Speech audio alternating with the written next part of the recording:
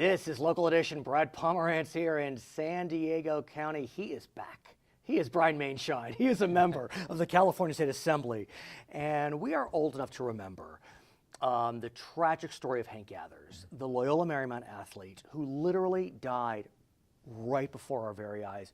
Remind us what happened with Mr. Yeah, Gathers. well, he had a heart condition, and it was shocking to everybody because he was so young. He was a great athlete, and just suddenly on the court, he collapsed and ended up dying from sudden cardiac arrest. We saw it. I mean, this was not something that was hidden in the background where you hear about it and read about it in a newspaper. This was before our very eyes. No, and as you've said too, Right. I remember that. We all remember how shocking and disturbing it was to see that on television, on ESPN, on the news, just how disturbing that was right before the NCAA tournament. And the reality is his case, which brought the issue of sudden cardiac arrest to the forefront, it's not unique. I agree. This is happening throughout the nation to our youngest of athletes. Well, interestingly and tragically, it's the second leading cause of death for young people.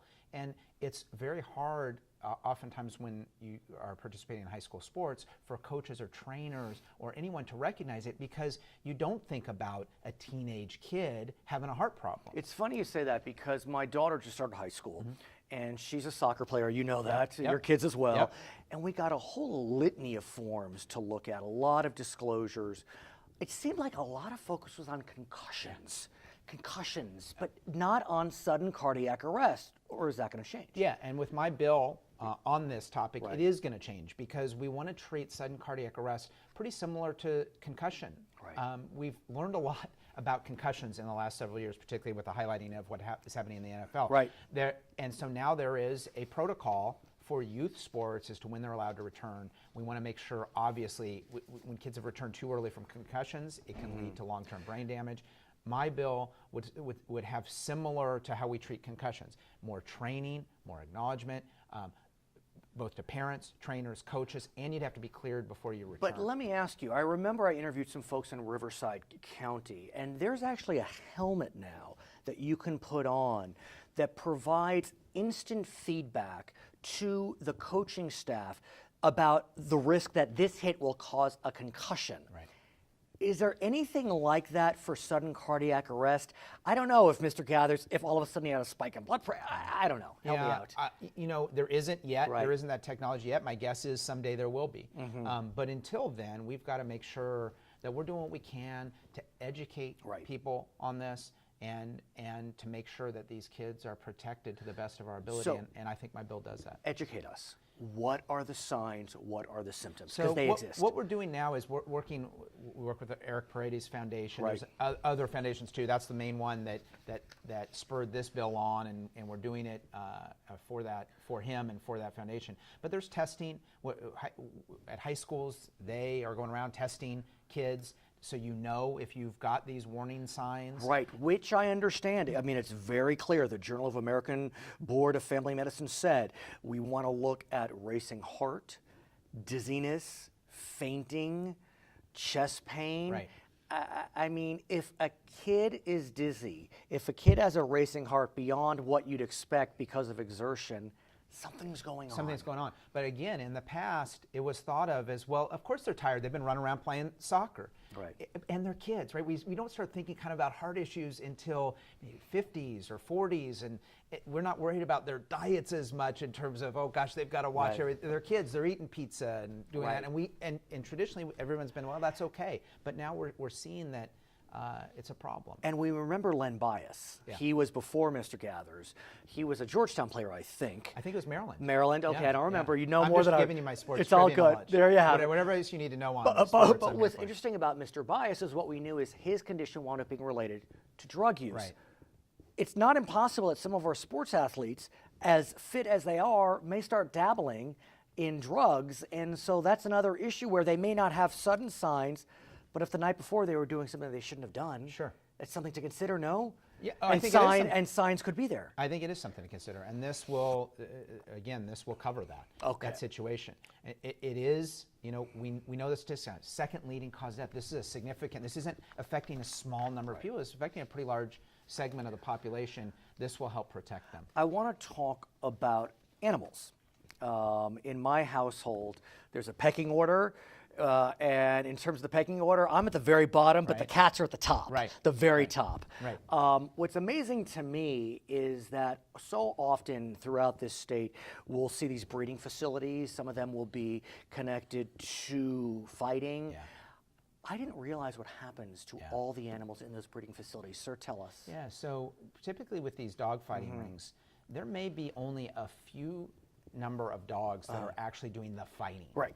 But sometimes there's 300 dogs on the facility because they're breeding dogs or they're involved in abuse of another kind, certainly.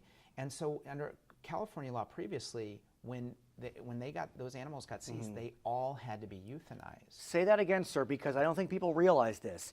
If a dog is at a facility that happened to have a unit that dealt with fighting, what would happen to all of them? They all were euthanized, every one of them. And to me, that was inhumane too.